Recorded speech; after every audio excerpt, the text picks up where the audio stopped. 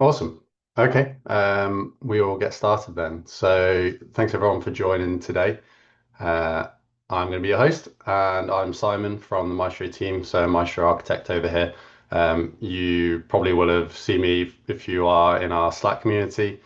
And today we're going to be looking at Maestro MCP, and we're going to be focusing on an introduction to Maestro MCP. So we're going to kind of take it from scratch, go through all the basics. We're not going to kind of dive into any like too advanced stuff.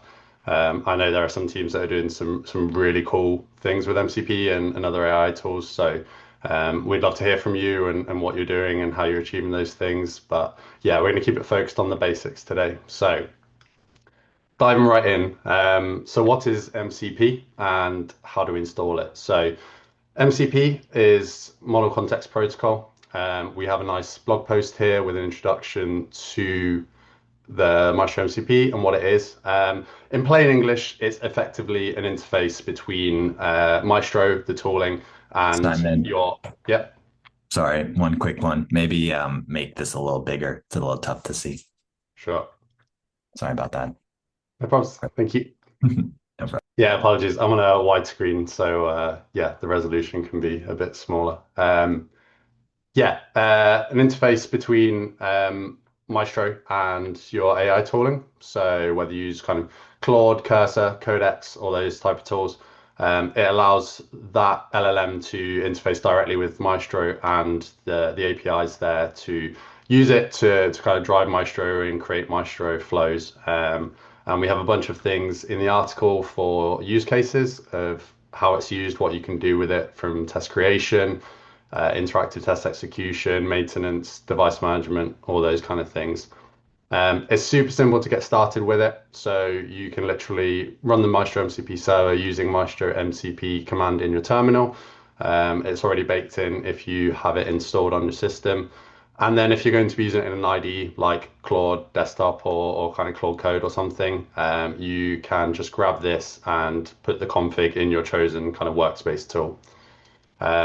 If you head to our docs, there's a bunch of info there on further stuff around like where it should live, how to install it, those kind of things. So definitely head over there and check that out. Cool. So just a little bit of background before we kind of dive into using it. So as with everything AI tools, context is absolute king. So I'm sure you will have given like loads of prompts to AI tools in your experience, and generally the looser they are, the kind of worse results you will get. If you're really specific, you give it like proper detailed instructions, you will get good results. So with all that said, the more specific and instructive you can be for your Maestro tests, what you want it to achieve, the better results you will get. The LLM will always try and predict kind of the next thing or what you're inferring or what you're trying to get at. So if you can tell it kind of direct instructions, then you'll get some really good results there. The way you do this is through it varies between tool. Today we're going to be using Claude. So Claude and most other AI tools use the Markdown file scheme, and they have prompt rules in there. So we'll just take a quick look here. Hopefully the text is big enough. We've got an example of my Claude MD file here. So this is just some prompts and instructions where I've defined some rules for how I want Claude and the MCP to work. So things that I kind of like pull out the way I write Maestro or the rules I want like to use to make it do specific things rather than going like off course and doing something else. This keeps it a bit more focused. So some examples, don't use coordinate taps where possible. So ideally use things like text, accessibility text, or IDs. Obviously, coordinate taps can be a bit brittle. They can break as soon as we change device screen size, so we don't want to do that. Um, Elements that aren't unique, try to use relational selectors. So try to relate it to a being above, below another element, those kind of things, or an index if that doesn't work. When we get to the cloud section later on, we're going to need an API key for that. So rather than just kind of having to grab it from somewhere or kind of copy and paste it in, I've just told it where to look for that in my ZSHRC file. when I'm using a launch app command, I want it to clear state true every time. So this is going to give us a fresh, clear app to use. So there's no kind of muddiness or like carryover from a previous session where we might be in a slightly different state. So it gives us a nice clean ground to use for our scripts. And then for the last one, just for any app files, I've given it a location of my documents to go and look. So I keep a bunch of my app files there just so it can kind of grab them for installing or submit into cloud, those kind of things. Cool. So let's jump into it. So we are going to create some basic tests and let's jump into it. So I'm going to launch my iPhone. Sorry, I got a little prompt there. Launch my iPhone 17. So the MCP of Maestro has access to a bunch of things on your system. So it can list your local devices and it can interact with them. So it can do things like launch your device for you. So launch your iPhone 17 in case we've given it this command. So it's a nice way to be able to like interact with your devices. You can launch your Android devices as well. And you can do a bunch of things. So today we're going to be looking at the Wikipedia app. So we're going to use that as our sample app. And we're going to create some flows on there. So we're going to do a really simple one. The first one, we're literally going to ask it to launch my, we're going to create a flow to launch my Wikipedia app and check the tab bar is visible.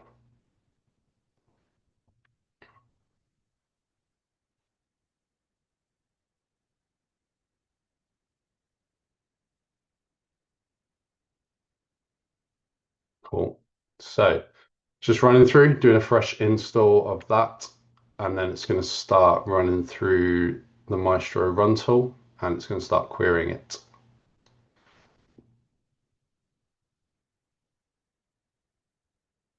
So the way the MCP works is it generates a view hierarchy, which is what we use to drive Maestro. So that is effectively a list of all the elements that it can see on your app, on your device, all the buttons, the piece of text, all those kind of things.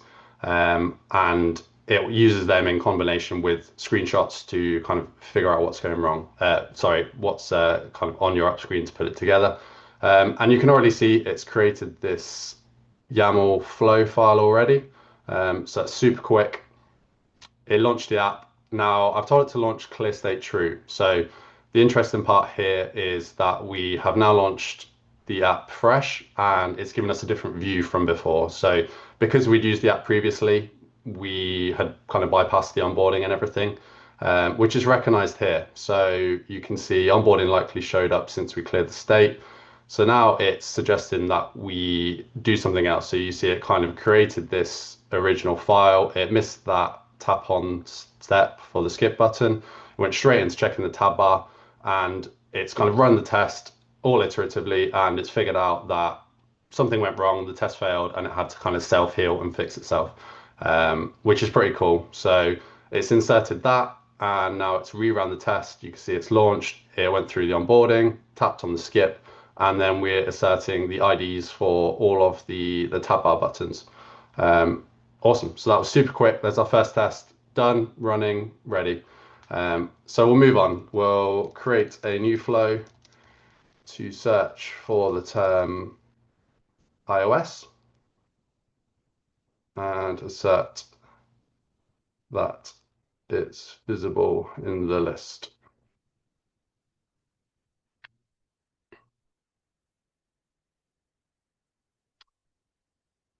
So we're going to create a new flow now. Should create alongside here in a second. So you can see it's navigated to search. It's figuring things out. So I'm going to look at the hierarchy, and then soon it will pick out that we have a search bar up here. So it needs to tap on the search bar, which it has done. It's input the text of iOS. And it's now just checking kind of what's on screen, all the results that have been returned as part of that search to figure out kind of what to do next. So now you can see it's created the search iOS flow.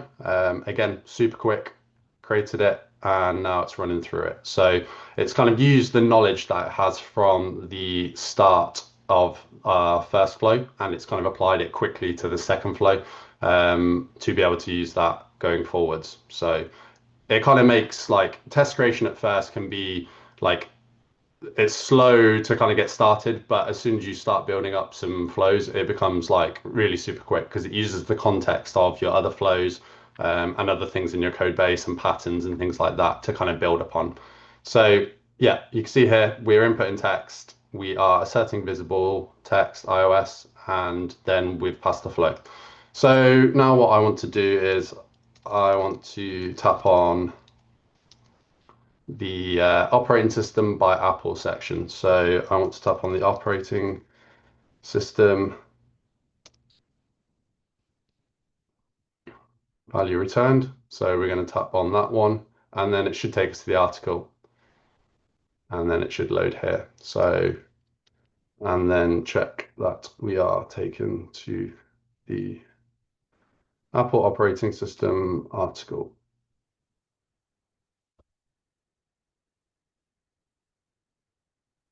So the interesting part here is you get these tooltips in Wikipedia. So I think there's three of them. So I'm not instructing it to kind of handle these or do anything. It just kind of has to figure that out itself. So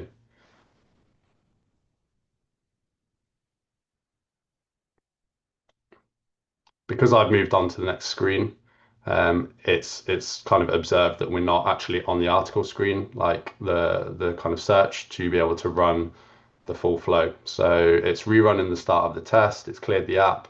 It's gone into search, searching for iOS again. And now it's landing here. And now it needs to figure out what to do and kind of where to go from here. So we should see it figure out that it should tap on this mobile operating system by Apple search result.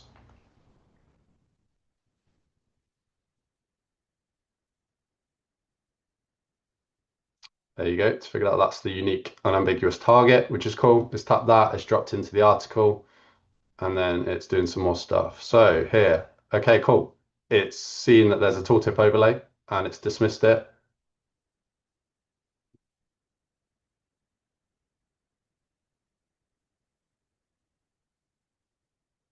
It's seen that there's one here as well.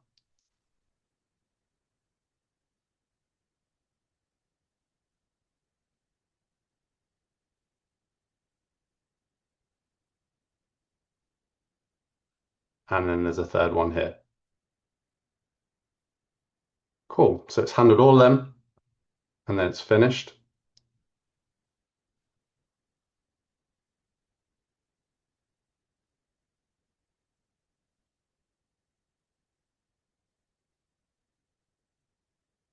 And now it's just figuring out what to do next. I'll let it land on the actual article.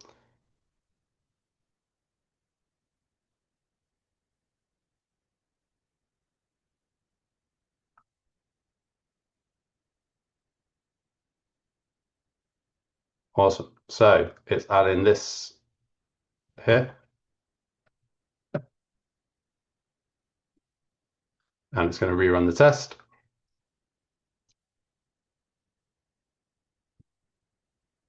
I'll be back in 2 seconds.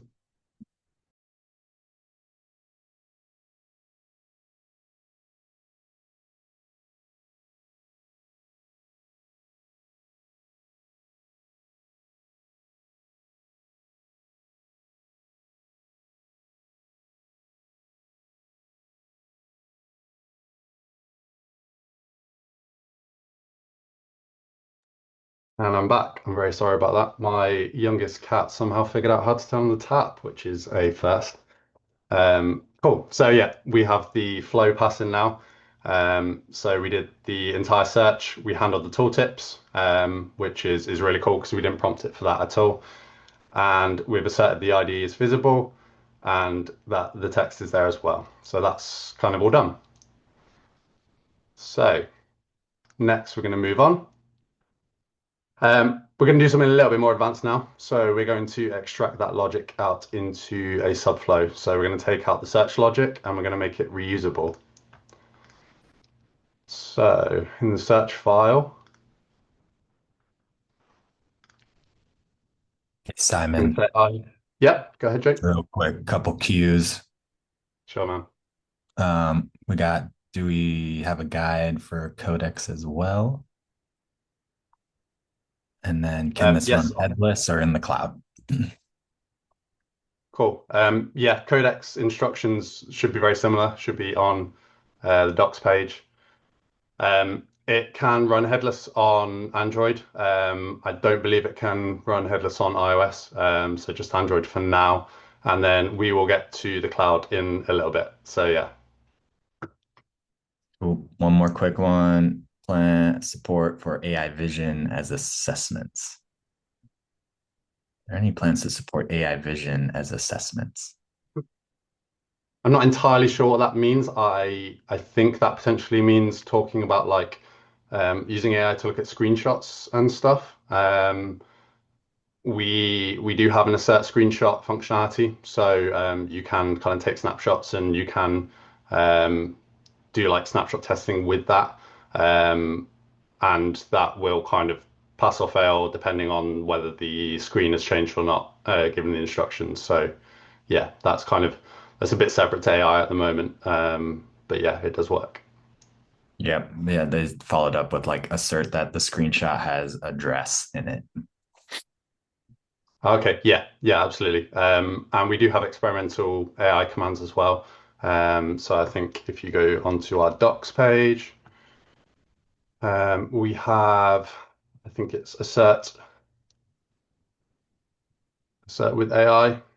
So if you go and have a look at this page here, you can see a bunch of stuff here. So you can do assertions with AI and you could pass in like assert that I want to see my screenshot with this text, and that should work accordingly.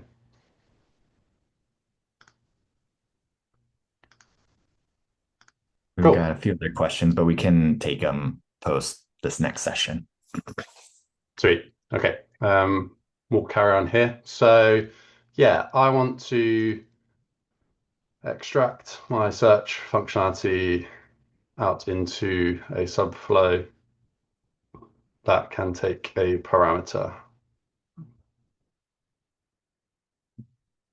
So just kind of thinking ahead of making this test a bit more flexible, kind of moving that functionality out into a separate smaller subflow, package it up nicely, and make it so that kind of we don't have to like hard code it and we can pass something in and we can reuse it. So you can see here, it's fixed that test up. It's moved this into a search subflow here, which is awesome. And it's passing in the search term of iOS, which is what we used, which is really cool.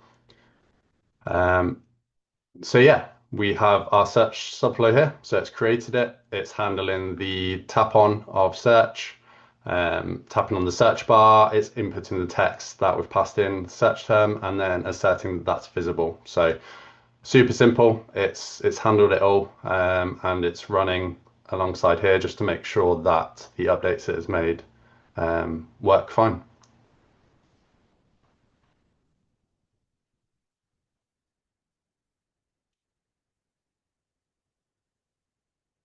Nice.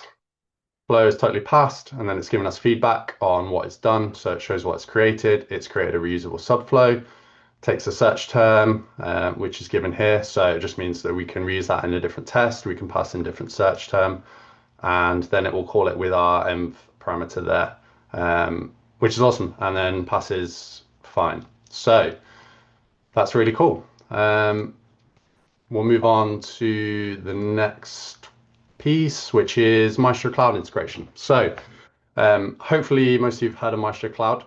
It is awesome. I'm a bit biased, but I used it long before I worked on Maestro, and it's super cool. It allows you to kind of use your tests across a variety of devices, hook them up into CI, run them on PRs, run them nightly, and not have to kind of run them on your own infrastructure or systems. And it handles kind of all the running and everything for you, which is really cool. So, given that, we have been hard at work. We built a native MCP cloud integration tool, so that can handle cloud runs. And yeah, it's just kind of straight from here. It means you don't have to worry about like handling all of your like cloud commands. You don't have to construct them yourself. you can literally just say, so we're going to go to the tab bar test. And first of all, we're going to say list the iOS cloud devices. So what I want to do here is I want to figure out the array of devices that we have available to us from cloud. So we get back this nice list here. So we've got loads of devices to choose from, and these are all the OS versions as well. So this is super cool. It tells you exactly the availability of different devices that you can run on, and also the operating systems there. So you can see here we're running on an iPhone 17 running 26.4. So we're going to run this on a different device. So I'm going to say run this flow on cloud on an iPhone 17 Pro Max. So we're going to go slightly bigger.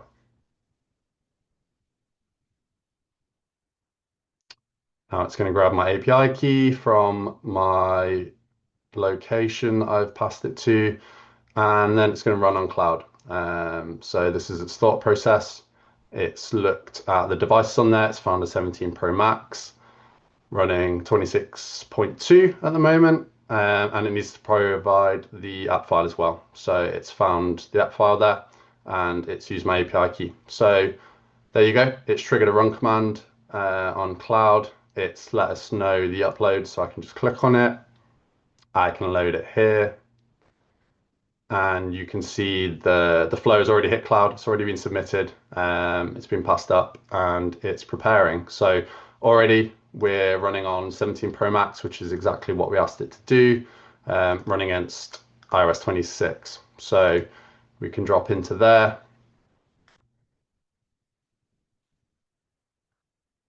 And whilst that's preparing, this will be spinning up the device, getting it all ready, kind of downloading the app and everything that it needs to do on cloud. And then you'll see it start to install on the device. And then it'll run through the flow, and hopefully we will get a nice green pass. We can see it down at the bottom here as well in the queue. So we've got our devices available to us and this test running here.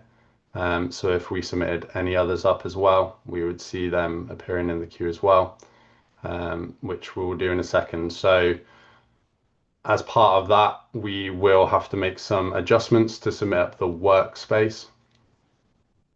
So with the search subflow, if I just submit this whole workspace up as it is, we will run these three flows all on cloud.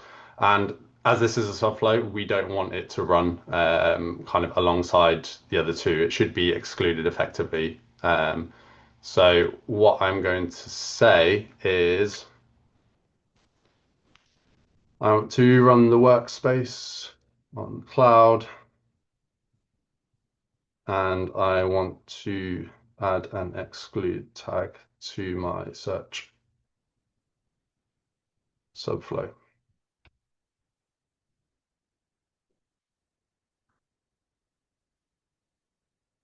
Cool. So tags are an awesome way of controlling execution that we do on cloud. And you can see here, it's looked at the flow, it's added a subflow tag, and then I'm hoping that it will exclude that from the cloud run. And it will only run these two, so the tab bar one and the search iOS one.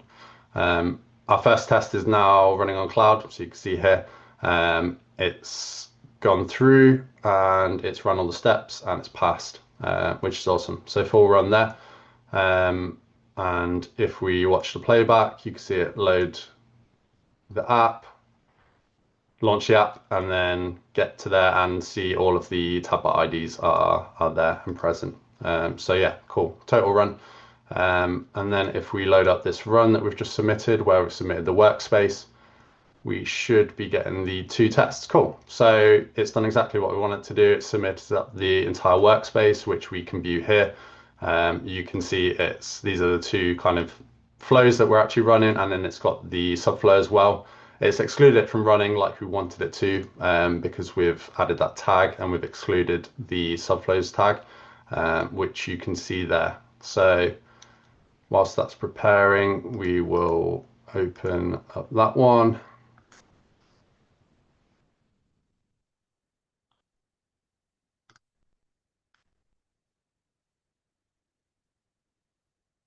And just looking ahead at the next bit, um, we can also do some smaller screen device testing as well.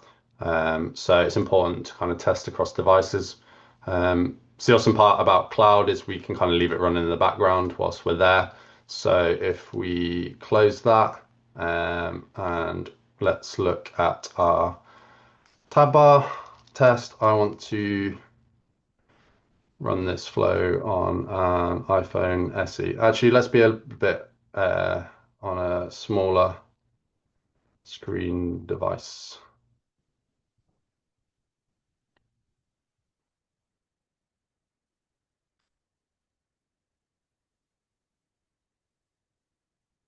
Just looking back here, okay, we can see the Cloud Run for tab bar passed, and the Cloud Run for test is running through as well. It's pulled out the search term into the subflow and it's run the subflow, and that's all green as well. So if we go back to that upload, we can see full success, both have run, which is really cool. Um, cool. And now this is running on cloud as well. So we have found that the smaller screen cloud device is the iPhone SE. And now it's trying to run that on 26.2. So this is a cool way, and it means we don't have to do it locally as well. We can run it across like loads of different types of devices on cloud. You can see here we've pulled the iPhone SE third generation. So that should give us like a kind of smaller screen view. And we can also say, I want to run this flow on an iPhone SE locally.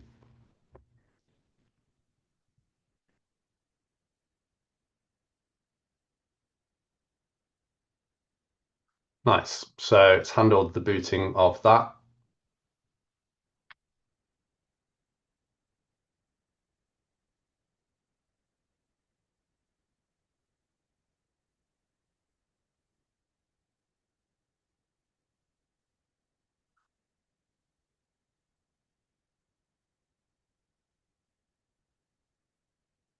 And now it's going to try and run the tab bar test on the device.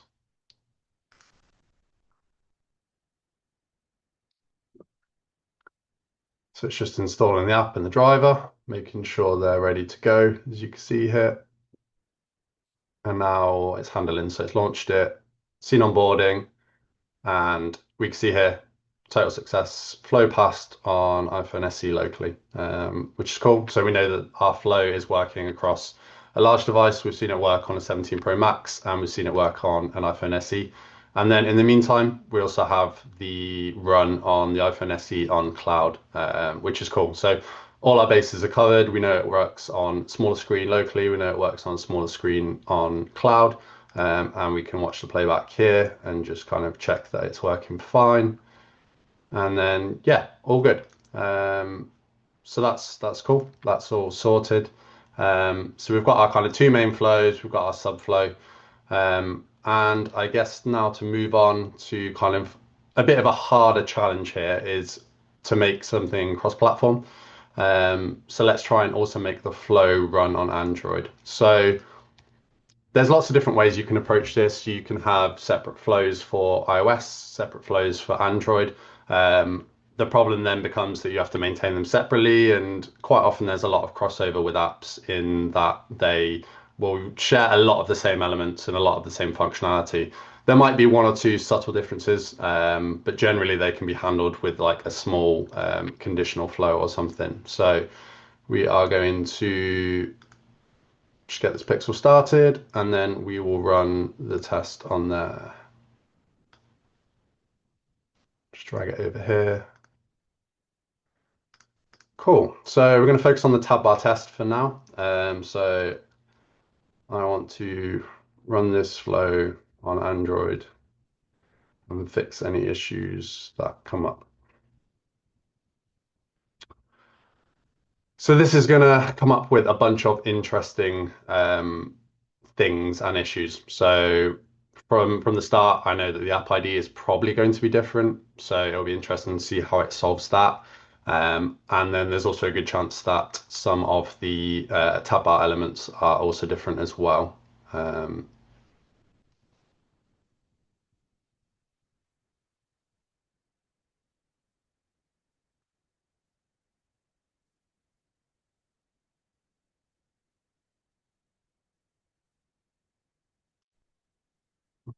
just restart that.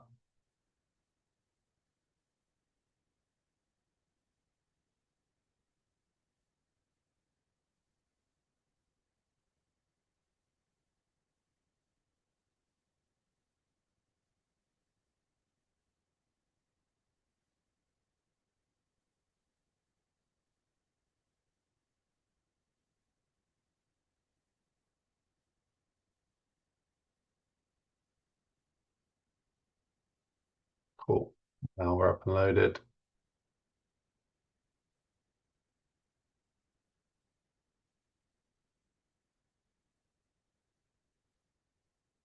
Nice. So it's listed the device. It's looking for the Wikipedia package name. So it's trying to figure out exactly what's happening.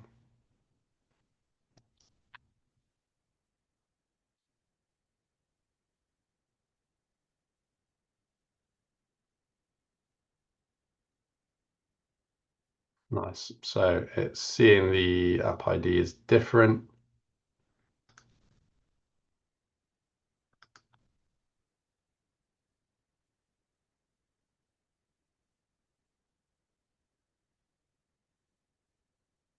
Okay, there looks to be a bit of a port issue here.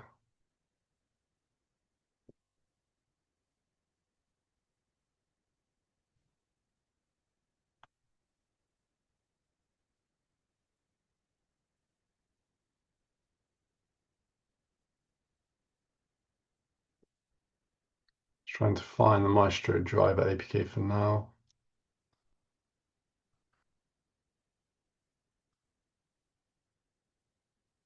Jake, in the meantime of this running, are there any questions to answer?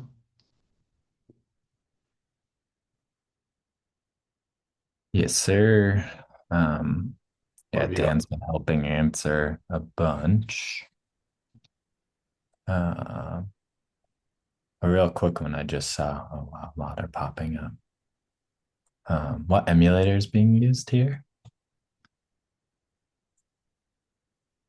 What emulator is being used?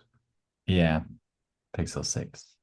Yeah, Pixel 6 on Android. I was using a few different ones on iOS. Nice. Okay, I just saw that one pop up. Yeah. Okay, let me just go from the top from some of them. How does it perform on more complex cases where we might have loading states or components showing or hidden, I'm assuming hidden dynamically? Yeah, generally it'll work pretty well. It will normally figure out like there's been a failure due to a reason, and it will normally try and understand that failure and work through it. So it will try and add things like wait for animations to end. It will add extended wait untils. So it will try and kind of see what's happening. Obviously, if there's a failure, it will look into that failure reason and try and get to the root of what's happening. And it will kind of rerun flows over and over again to try and get to like the actual root cause.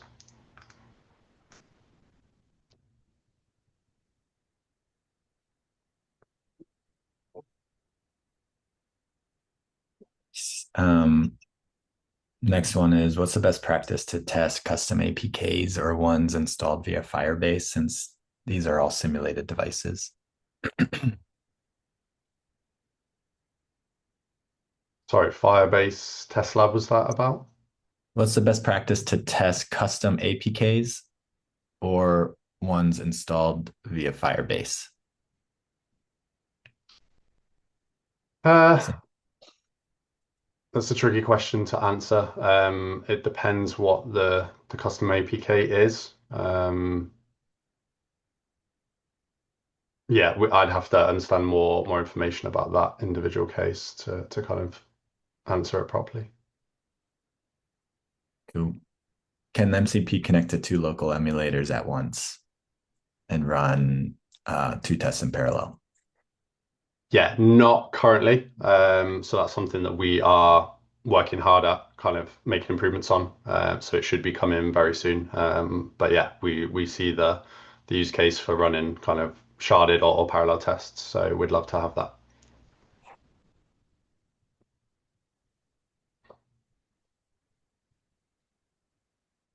Cool. I'll keep throwing them if you're good.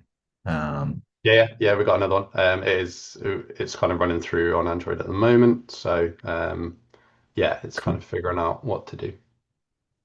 All right. Is it possible to run white label apps on cloud or local? Yes, yeah, definitely possible. It would just depend how they were set up, but yeah, any app should be able to run. Yeah, as long as you're built, yeah, as long as you have a built binary, it can run. Yeah, exactly. All right.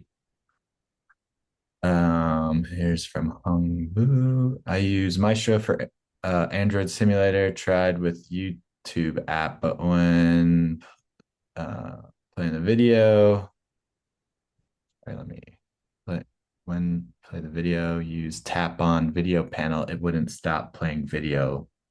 Um, so can you use Studio to extract an ID element of the video layout, but it didn't work? This one's a little tough, but basically, how do you get it to stop playing a video? I think in this scenario. Yeah, we'd have to look at that individual scenario, but you should be Yeah. able to tap on the pause button if it's a YouTube video.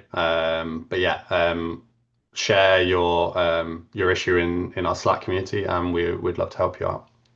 Yeah, definitely a plug if folks are interested and you haven't joined, if you just join slack.maestro.dev and we'll have a thing at the end to easily find it. But we've got like thousands of users there.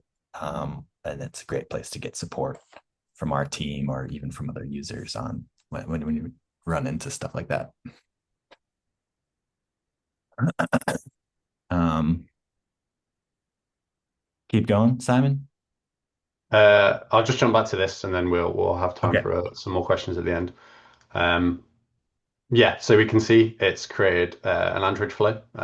It's got the updated app ID here, and it's figured out that some stuff is different. So it's given a nice table that we can see here of the differences between the two flows. So the tabs are different. So for instance, on iOS we have history, whereas on Android we have like edits and we've got more. So it's chose to split them out because it is quite different for this. So we can say I want to run this flow on cloud, and we haven't given any prompts or anything that it's like specifically an Android flow, but it should have the context to know and run that. So it's figured that out. It's found the APK, and it's already submitted a run up onto Pixel 6. So it was that easy to kind of just say run this flow on cloud, and we will load it up and check it out. So we've got the run here. It's already running. It's already launched the app and it's dropped straight into it. So super quick. It's coming back with that feedback that it runs locally and it also runs on cloud, and we've got a full success here, which is pretty cool. Um, Yeah, and that's awesome. And then we can kind of start building out the flow more that way. So we could add on more tests, we could start editing our tests, and we could kind of build out the structure. And now that it kind of has the context of a few existing flows, it will kind of build upon that and use that knowledge to kind of form the new ones. So adding new ones is like way more straightforward generally because it starts like building up knowledge of the hierarchy of the elements, and kind of taking existing flows and then kind of working out and modifying them outwards. So yeah, I won't go too much further with that. but yeah, would love to hear kind of any questions. We've got a link to our Slack here. So there's our slack.maestro.dev. If you have any further questions, any kind of issues that you run into, drop in there and just drop some information, and we will try our best to help you out. Jake, any more questions?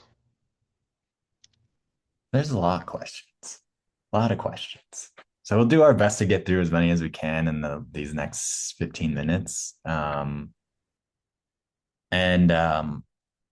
my plug is, if your team is seriously looking at Maestro and using this, just follow. We'll follow up with folks who attended. We'd love to chat with you. We can always set up more time directly to chat. Got Simon and Dan and folks who are they're experts on Maestro. So we'd be happy to work through it. So anyway, let me dive into these questions, Simon, and see how many we can get through. Chester Wood asking, how do you set up permissions for MCP? In your demo, it seems to be running nicely without asking for permission. I've been trying with Codex Desktop and it asks for permission for every operation. The only permission options on Codex are default and full access, which I don't want to use. And you looked it up in the rules, but it only works for CLI, not MCP. Okay.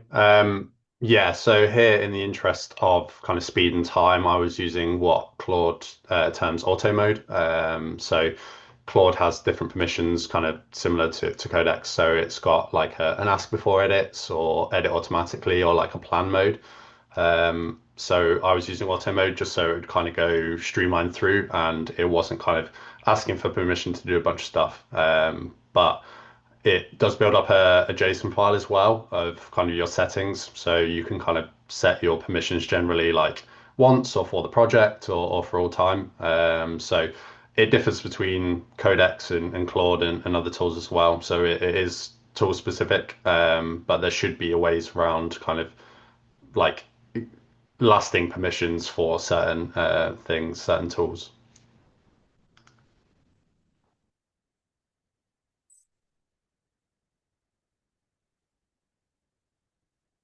Yeah, Chester, that's one too. If you want, join our Slack and dive a bit deeper into it. Happy to do so. All right. Noritin, regarding the AI automation features, which Claude plan or model are you utilizing for test generation? For instance, if we consider a complex Web3 wallet project, is the current integration powerful enough to handle sophisticated flows like seed phrase validation or transaction signing, or would it require manual fine tuning? So this is obviously local. This is all local. So it's running on my machine on my kind of instance of Claude. So I was using kind of the default model of Sonnet. Obviously, you can choose to use different models either way. So I think Claude has Haiku, which is for like way faster, lighter stuff, and then it's also got Opus, which is for like way more complex coding tasks and that require like a really large context window. So um, the MCP is just hooked into my tool and kind of the model that I'm using. So you could use this locally and you could like configure it to whatever model you want it to use. So if you have really complex stuff in your app and you want to hook that up into MCP, you can just point it at a more complex model. Awesome. And yes, we will absolutely share the recording after and share it with all the registrants. Um, can you do dynamic assertions? Also, in terms of reporting, can I manipulate with test tags and other test attributes as well for better detailed reporting? Uh, Yes, you absolutely can use kind of dynamic assertions. So I guess the example that we run through with the search subflow is an example of that. So that's one where we used something that was dynamic.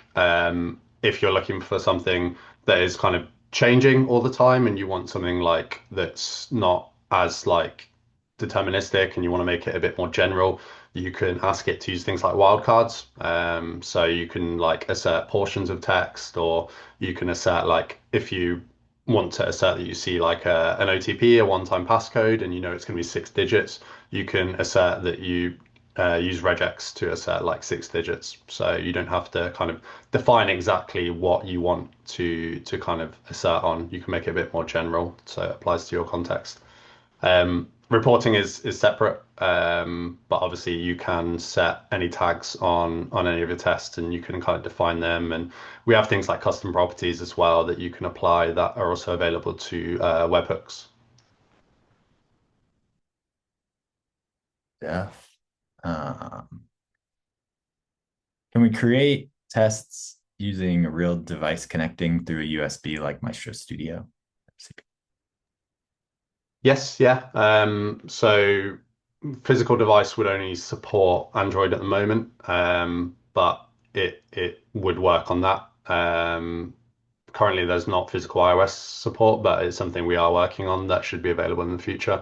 But yeah, you could absolutely plug your Android device in and kind of use MCP to drive that and create flows on that. Is there any overhead of using Maestro MCP when compared with using the Maestro CLI directly? I'm not totally sure what overhead is meant by there. Mhm. The overhead is your tokens and how many tokens you're willing to burn through. Yeah. Yeah, it's there's no CLI is free. Uh, MCP is free at its base, and you can start using it on any free AI tool plan. Obviously, the more you use it and kind of the more tokens you get through, then you might have to look at like using a plan on one of the tools. Yep. Um, oh, here's a good one. What is the best way to transform XCUI test to Maestro or vice versa? Any recommended prompt or agent configuration? Interesting. Yeah, that is a great question, and I think that's something that we could probably look at doing like a demo on and kind of producing some more materials around that. But yes, absolutely. So as we talked about at the start, context is king, prompting is king. So we have teams that are actively migrating over from XUI test over to Maestro, and some of them are leveraging the MCP to really great results to convert their tests over. So most of it will just generally be rules and context that you want kind of the MCP to follow in the migration of that. So like if you have certain aspects of your app or functionality that you know need to be handled in a certain way that like you've built in custom functionality or pieces in XUI test that you want mirrored into MCP, then literally just like define it in a prompt, define it in a nice markdown file, and feed that in and ask MCP to kind of help you convert this script over from XUI test to Maestro Flow. Yeah.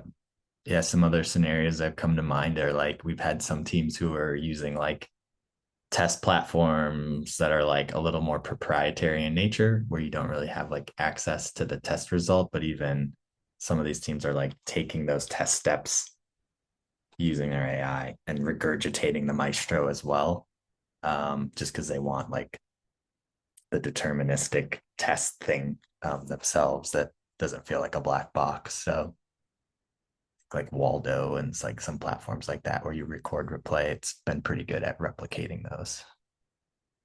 Okay. Does it need context from flows or from context window chat? Guess context is king. So yes, Um, but not necessarily. Yeah, I'm not totally sure what this question is asking. It doesn't need context from flows. As you saw at the start, we built up these flows from scratch. So there was nothing there. We just prompted it and told it what we wanted it to achieve and how we wanted it to get there, and it kind of figured it out. And then we kind of helped it along the way. So it doesn't need context as such from existing flows, but I think how I've seen MCP like really thrive and evolve in a really good way is when it has access to flows that you have already either created manually or you've created through the MCP, and you know that they run and they work how you want them to work, because MCP in kind of your AI tool will look at them, and it will use the formats you're using and the way you define things and the functionality you use, and it will try to carry them over in your subsequent flows and kind of mirror them. So yeah, and if you can do things like plug MCP into like your existing code base, then that's like a superpower as well, because then the MCP and your AI tool will have access to your source code, and it will be able to kind of help drive through there and like interrogate the source code to see text IDs and things like that. So yeah.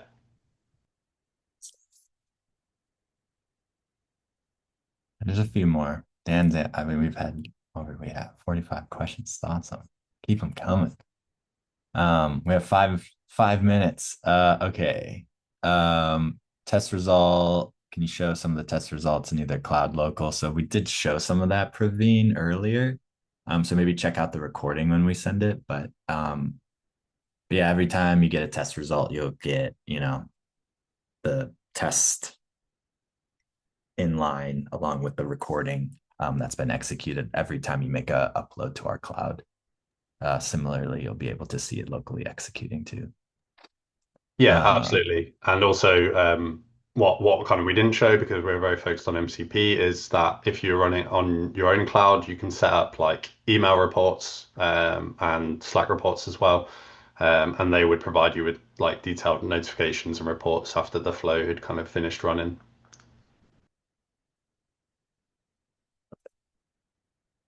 is it possible to simultaneously use two instances of Maestro MCP servers connected to different devices?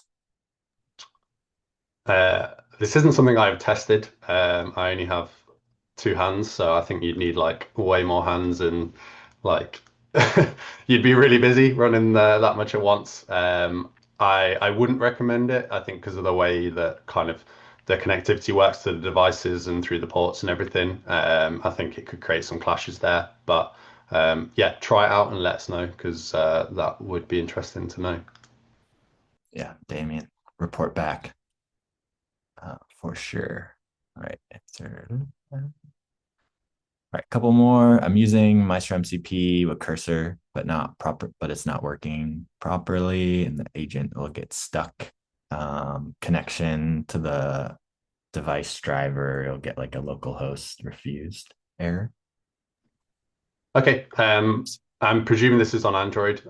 This is something we have seen previously, and we have put in a fix recently. So the version I was running today is actually like off of our upcoming release, which should be dropping early next week, hopefully. And it has a bunch of fixes, improvements. It's way faster than previously, and also it has like the cloud integration and stuff. So this should be resolved in the upcoming release. But yeah, let us know in Slack if it doesn't kind of resolve your issues, and we'll take a look into it. Yeah, I know Casper answered a question much earlier in the session, kind of related to having some Android issues. So I think it's similarly related. So stay tuned for that release. Okay. Uh, use Claude to write YAML to write the YAML test file, but sometimes it writes the incorrect syntax. Does MCP or any skill prompts help Claude write it correctly? Um, yeah, so a few things here. It is an AI tool, so it will try and like solve things and predict things in certain ways that like AI tools can naturally hallucinate. So this is always something that you will potentially face anywhere you go. In saying that, we have made a load of improvements this week. So one of our guys, Pedro, has been like working really hard, and we've been really looking at like the stability of it and kind of the syntax and making sure that it kind of produces the correct syntax and doesn't kind of hallucinate these things. So we're big on tuning it, and we want to keep making it better and better and more accurate. So yeah, definitely check out the next release, and hopefully that will solve any issues you're seeing there. It's sad. question all this time. Do we need to test both Android or iOS, or is one enough? I mean, yeah, I would Coming always from a recommend. person who's been in quality his entire career. Yeah, yeah. So I mean, for context, there, my background is in QA. So yeah, I would always recommend testing both iOS and Android because there's always going to be subtle differences, even when you're using things like React Native that effectively should be a cross-platform app tool. You will always find subtle like nuances in test IDs or text and like how tools read them and everything. So I'd always recommend running on both Android and iOS, and also as we kind of demoed in the earlier in the demo, try and run on like different screen device kind of resolutions and sizes, that kind of thing, because that will let you know that your test is stable and can run across every device. If I run it across like a 17 Pro Max and then also an SE, that should be capturing like the largest screen that we could kind of run on and also the smaller screen. So then if I do that and it passes on both, we kind of know that anywhere in the middle should ideally pass. So if I run it on a 15 or a 14, then it should also be good. So yeah, run your flows on iOS and Android and make sure they work.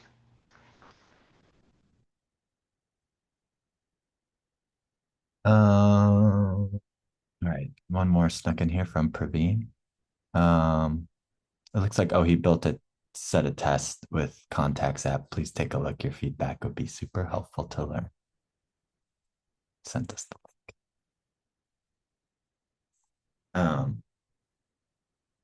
Well, awesome. Right on time.